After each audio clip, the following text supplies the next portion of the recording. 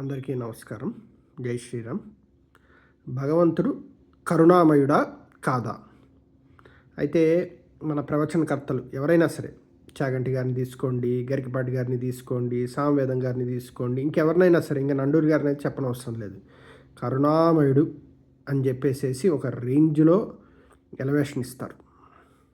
ఆయనంత కరుణామయుడు ఇంకోటి లేడు అనేది. అయితే ఇది ఎంత మటుకు నిజం అనేది ఆలోచిస్తే నాకు అనిపించిన విషయాలు నేను చెప్తాను. ఇట్ డిపెండ్స్, అది డిపెండ్ అవుతుంది. ఇప్పుడు కనుక నేను నాకంటే బాగా ధనవంతులతో పోల్చుకున్నాను అనుకోండి, అప్పుడు అరే భగవంతుడు వాళ్ళకి అన్ని ఇచ్చాడు నాకేమి ఇవ్వలేదు అని చెప్పేసేసి నేను ఎప్పుడు తిట్టుకుంటూ ఉంటాను. కరుణామయుడు కాదు నా దృష్టిలో.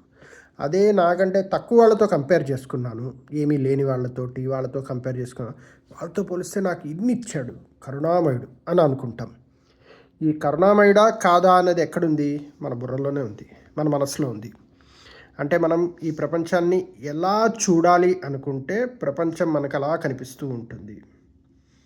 అయితే ఇక్కడ మనము ఒక పాయింట్ నాకు నచ్చి చెప్పాలనుకున్న అద్భుతమైన పాయింట్ ఏంటంటే, భగవంతుణ్ణి మన కోరికలు తీర్చే ఒక అన్నోన్ ఫోర్స్, ఒక యంత్రంలాగా కనుక మనం పెట్టుకుంటే, జస్ట్ మన కోరికలు తీర్చడం కోసం ఒక అన్నోన్ యంత్రం, నేనేం కష్టపడను, జస్ట్ పూజ చేస్తా, భగవంతుడు వచ్చి నా కోరిక తీర్చాలి అంతే, ఎందుకంటే నేను భగవంతుడికి భక్తుడిని అన్న యాంగిల్లో కనుక థింక్ చేస్తే ఎప్పటికీ కరుణామయుడు కాదు.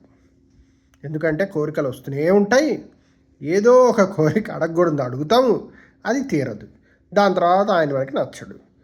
సో చెప్పాలనుకుంటున్న పాయింట్ ఇదే, కరుణామయుడా కాదా అంటే, నీ కనుక కోరికలతో ఆయన్ని పూజిస్తే ఆయన ఎప్పటికీ కరుణామయుడు కాదు. జై హింద్.